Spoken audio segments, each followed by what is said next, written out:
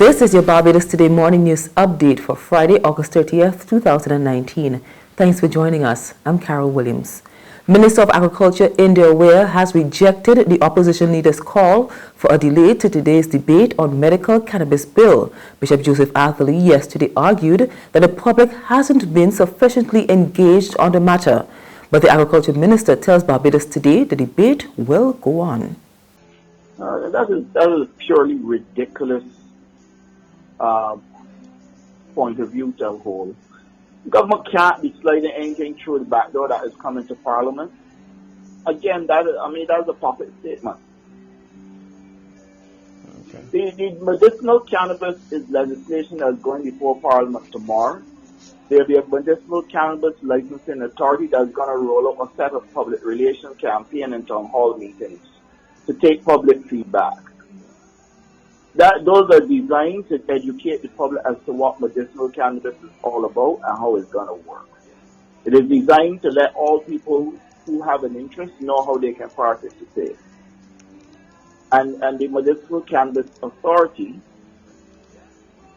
will guide the public through all discussions with regard to medicinal cannabis, the types of licenses that are going to be available, how the licenses can be applied for, all those things. An opposition politician doesn't believe the government is dealing with squatters at Rock Hall, St. Philip with sufficient urgency. Scott Weathered, the People's Party for Democracy and Development's spokesperson on tourism, agrees that their close proximity to the airport poses a serious risk to life and property. He says the country's tourism industry could also be badly affected. This is something that every day that remains unresolved, people's lives are continuously at risk. And so government needs to take a very serious approach to dealing with it. Not in a disrespectful or an uncaring way with respect to the people's assets and what they put there, but they need to find a caring and human way of addressing the problem so that those folks have a place to live that is safe, but that their investments are also respected. But at the same time, it provides safety for the aircraft operating in and out of Barbados. And if we don't do this quickly, if we don't deal with these things quickly, we're going to end up with a situation where the FAA says, right, because of security issues and hazards around our airport, aircraft can't fly to Barbados anymore until this is solved. And how will that negatively affect our tourism industry? Under its proposal to relocate the squatters, the government has suggested that each household earning less than $15,000 a year be provided with a $25,000 grant to assist. Weathered says it's critical that residents be fully engaged in the process. There are people, they have homes, they have investments, they voted.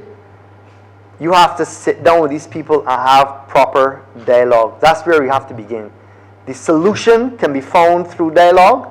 We have some ideas internally, but that is something we will outline separately.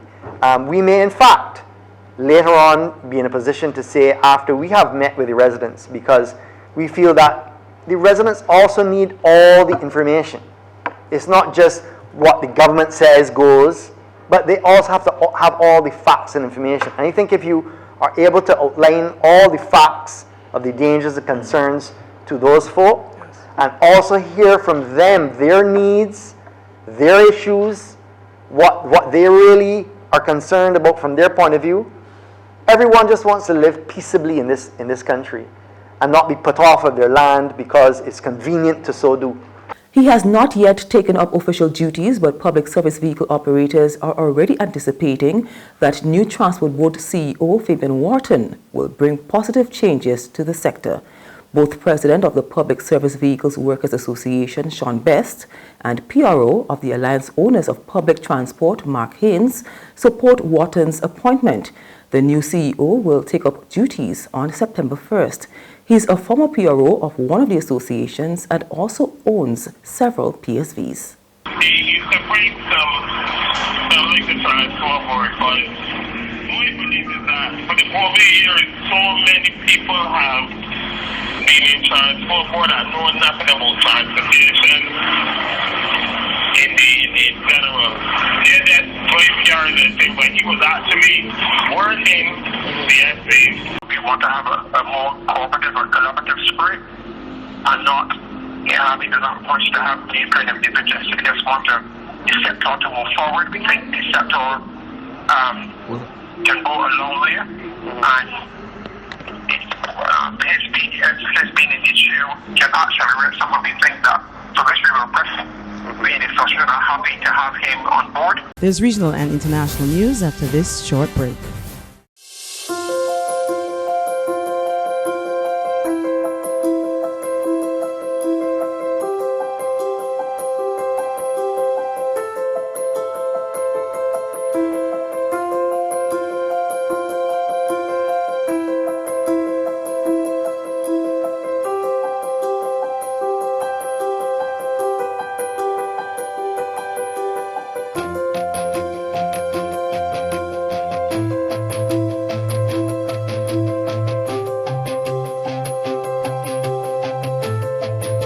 Barbados Today, news you can trust. In Antigua and Barbuda, the cabinet isn't backing down from its offer to purchase the assets of the country's Scotiabank branch. That's despite the bank having written to the Prime Minister last week outlining its options to sell to Republic Financial Holdings or close the branch. We get the details from ABS TV News. The cabinet is optimistic that Scotiabank will eventually accept government's offer. Clearly, a sale to Republic Financial Holding, it's not on the card. The government will not allow it. So the option is going to be whether or not Scotiabank engages the government with its intent in good faith, or whether or not it closes its operation. Minister Nicholas says it will be a wait-and-see situation. He reminds of the government's intent and why it's imperative to adopt a more inclusive approach towards local participation in the banking sector. The Prime Minister has been the key spokesperson within CARICOM dealing with the issue of the threat to our economies and our financial systems of de-risking. The previous central bank's governor, the late Sir K. Dwight Venner, had also spoken to the issue and looked at the question of banks in the region, particularly indigenous banks, becoming larger banks, consolidating and scaling up to deal with these emerging challenges. The Information Minister further highlights the Prime Minister's insistence in purchasing the financial institution's assets. And finally, Britain's opposition Labour Party yesterday said it would trigger an emergency debate in Parliament next week. It's an attempt to stop Prime Minister Boris Johnson taking Britain out of the EU without a withdrawal deal.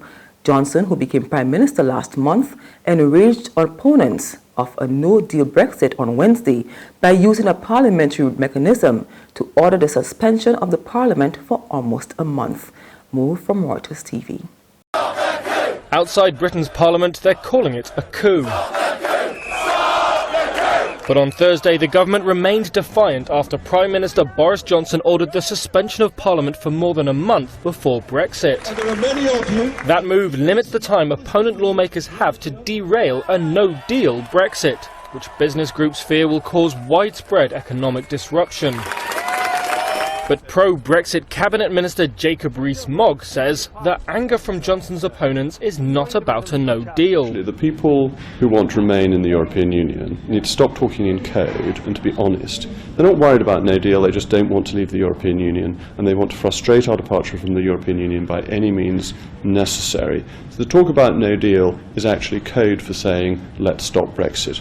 He says there's still plenty of time to debate Brexit, even though Johnson's decision will see Parliament closed from as early as September the 9th until October the 14th. The UK is due to leave the European Union with or without a deal on October the 31st. And that's news, but for the very latest, visit our website at www.barbadostoday.bb. You can also subscribe to our e-paper, email updates, or like us on Facebook. And sign up for breaking news alerts via WhatsApp. We're also on Izumi Media in bus terminals, as well as screenplay at supermarkets and gas stations near you. You can also hear us on Mix 96.9 FM and Capital Media HD 99.3 FM. I'm Carol Williams. Have a good day.